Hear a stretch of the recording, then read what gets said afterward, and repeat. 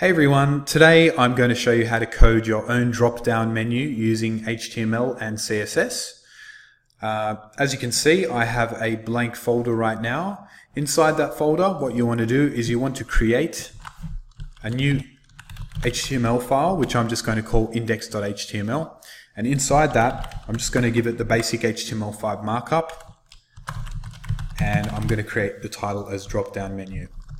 We also want to link a style sheet to this specific page. So let's do a link href style.css rel equals style sheet.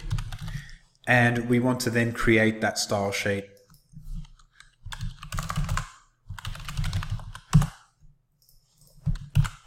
Okay.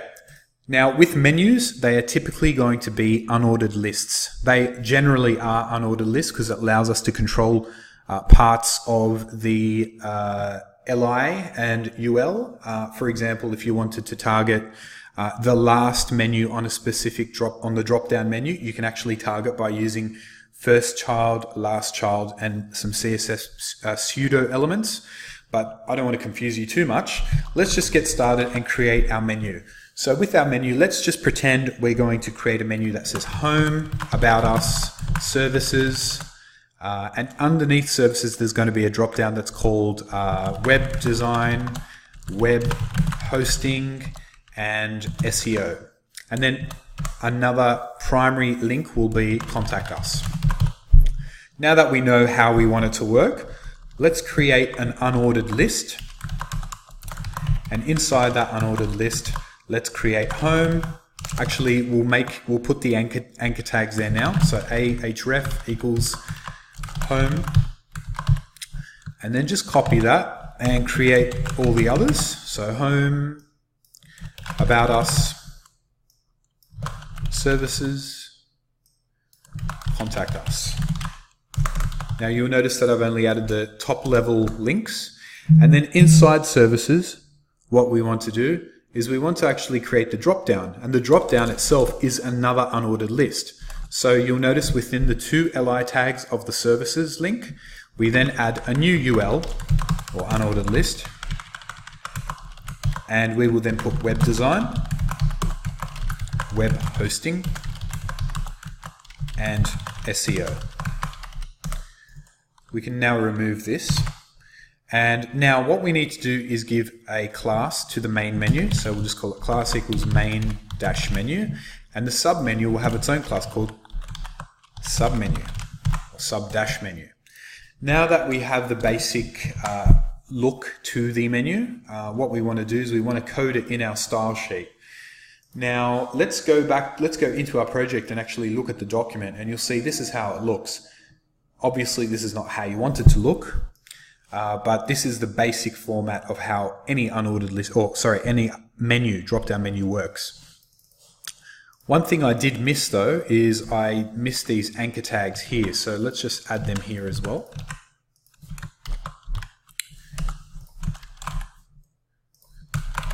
And let's just give them all a hash link, which means that it's going nowhere. Okay, so we'll go back to our project. And you'll see now we have that basic unordered list. All right, so in order to code a drop-down menu, it does get quite complex. So to make it much simpler, what we can do is we can use a thing called SASS. SASS is pretty much a CSS, it compiles into CSS. So SASS allows you to do things much easier, create the CSS you want, and then the SASS compiler will convert it into a CSS file.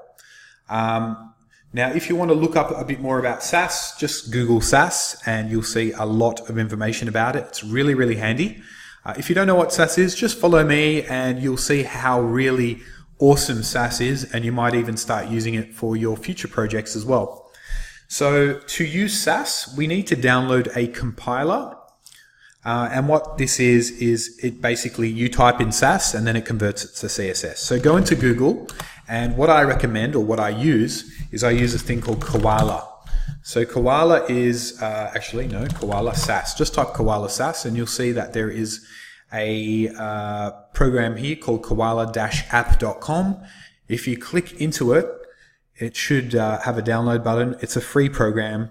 Once you download and install it, the program will look like this when you run it the first time. So I'm just going to run it. Give me 1 second. It will look like this. So what we need to do in Koala is basically go to the folder where our project is, and we want to select the SASS file, which we haven't created yet. We then code in that SASS file, and then Koala will convert it and add it into our style.css. So let's go into our drop-down menu folder and create a new folder, and we'll just call it SASS. And inside there, we'll create a new file called style.scss. Okay, notice it's got an S at the front. Go back into Koala and click on plus, which will add the folder. And then we want to go into our particular project. So we go to projects, and then we go to tutorials. This is where my project is. Click into the folder that you're working with, and then it will automatically detect the SASS file. If you then right click on the SASS file and set output path, go to drop down and then click on style.css and then save it. And what that means is now Koala is going to look for whenever this file is changed, and whenever it does change, it will send all the information, compile it into style.css. So that's done. For some reason it's created a CSS folder here. You can just delete it. We don't need that. So let's do a test, okay? We already have our style sheet, our style.css linked to this HTML document. So in style.css, I'm just going to do body background black. And I'm going to then refresh my project, and you should see that it has a black background. If you look into your style.css, you'll notice that it's automatically converted this to a minified version in CSS. So you don't have to edit your CSS file at all. Okay, so let's get back to it. I'll just save that again so it goes back to blank. One thing to make life easier, we'll use Bootstrap. So if you just look out for download Bootstrap and download the latest Bootstrap, actually what we can do is use a CDN. So just grab the CDN link, paste it at the top of our document before the style sheet, because you want your style sheet to override any Bootstrap styles if you wanted to. And if we refresh it, you should see it looks a bit different now because it's taking the Bootstrap styles. Okay, so let's just use a bit of Bootstrap to center this. So we'll do div container. And now we should see that our menu is centered. We'll also do deflex justify content center. And we'll also do PT5 and PB5, which will make our container just fully centered. Our menu will be fully centered, and it will have a bit of padding at the top of the page. Those are all Bootstrap Flexbox styles. Okay, now we have our basic look to our menu. Let's get started with doing the menu. So main menu is the class name. So if we go into our style.scss, do main menu, open up the tags. And one thing you'll notice with SASS, if you haven't used it before, is that we can then code all our CSS within this, and the pre-compiler will automatically add the main menu to each particular line. So within main menu, what we want to do is, firstly, we want to make it display flex. And what that is going to do is it's going to use the flexbox styles and make it so that your items automatically are next to each other like that. We also want to do list style type none, margin 0, padding 0. And if we refresh that, you should see now that we have our items, we have the submenu, and we have the other item. It doesn't look too good right now, but then what we want to do is we want to do submenu display none. And that's basically saying don't display the submenu, and then you'll just see the top level items. Within our main menu, what we want to do is we want to target the first level of LIs, and within the first level of LIs, we want to then focus on the first level of anchor tags. So basically, we are targeting only these links, none of the submenu links. So we'll make these anchor tags display block, and we'll give them a padding of 0.75 rem from top to bottom, and 2 rem left to right.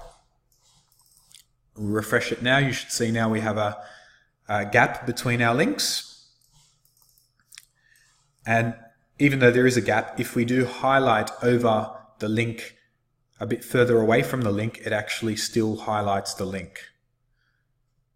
Okay. Now let's make our anchor tag or our text in the links a bit larger. We'll make it uppercase firstly, and we'll do a font size of 1.25 rem. If we refresh it, it should be a bit bigger now. We'll do text decoration none, and now we'll work on the hover. So when someone hovers over the link.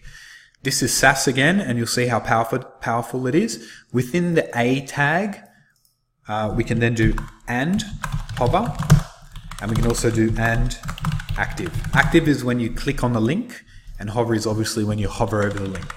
So let's make the link blue, the background blue, and the color white of the actual text. Okay, and then when we highlight over a specific menu link, we want it to go red. So let's do hover, color, red, and then when you actually click on the link, we want it to be color black. Alright, so there we go. Actually, that's wrong. We want to actually do background red and background black. Okay, so there we go. If you click on it, it goes black, as you can see. Okay, so we have the top level done. It doesn't look fantastic, but gives you a rough idea how to style it. Now we want, when you hover over services, for that submenu to come up. For that to happen, we need to go underneath here, underneath the submenu. And then we want to target the LI once again. So let's do LI. And we'll do submenu. And then inside the LI, we'll actually do and hover, which means that if we hover over the LI or the item, we're going to, I'll grab submenu and actually put it within the hover tag there. We're going to display block the submenu. So it basically saying, if you hover over the LI, then show the submenu, if there is a submenu. So we'll refresh it now, and we'll go, and as you can see, when we hover over services, it actually shows the submenu. Okay? Now let's style the submenu. So to style the submenu, you can either style it in here, but I'm just going to style it here. It is displayed as none, but that will mean it doesn't have to actually, if it does load and it doesn't look right whilst you're hovering over it, just set the styles within the main submenu, and then when you hover over it, it just changes it to display block, and there's no issues there. Okay, so let's do width equals 300 pixels. We'll do a padding of 1 rem. We'll also do list style type none, and we will do margin 0. So if we refresh it now, you should see that it looks a bit weird, because what's happened is we've made the submenu 300 wide, so it's actually stuffing up the top level link as well, which means that we need to make this link, or the submenu, sorry, position absolute. So let's do position absolute, and then we'll do top 0, left 0. And the actual LI that it's within, we need to go and make that position relative, so that the submenu, because it's within this LI, it actually needs to be absolute. But if it is absolute, then it's going to go to the top left-hand side of the page. But we're basically telling the submenu to be absolute relative to the LI that it's within. I hope that makes sense. If we refresh it now, you should see that now when we hover over it, it is hovering on top of the link, which is still not good, but we're getting places. So let's give our submenu a background of black. And inside our menu, our submenu, we'll give our A, or links, color of white. And as you can see now, it still doesn't look 100%. We need to give the submenu a Z index, maybe give it a Z index of 100. As now it has a Z index that's higher than the menu, so it's going to come on top of the menu. But then we need to push it down. So the easiest way to push it down would be to find out the height of this menu, which is 54. Okay, so if we go and we will do submenu top 54 pixels and refresh it, now you'll notice that it's automatically underneath. And that's all there is to it. Obviously my design isn't very aesthetically pleasing, but I'll leave it up to you to come up with some great designs. That gives you a basic idea of how you can create your own drop-down menu. Hope that helps. Thank you.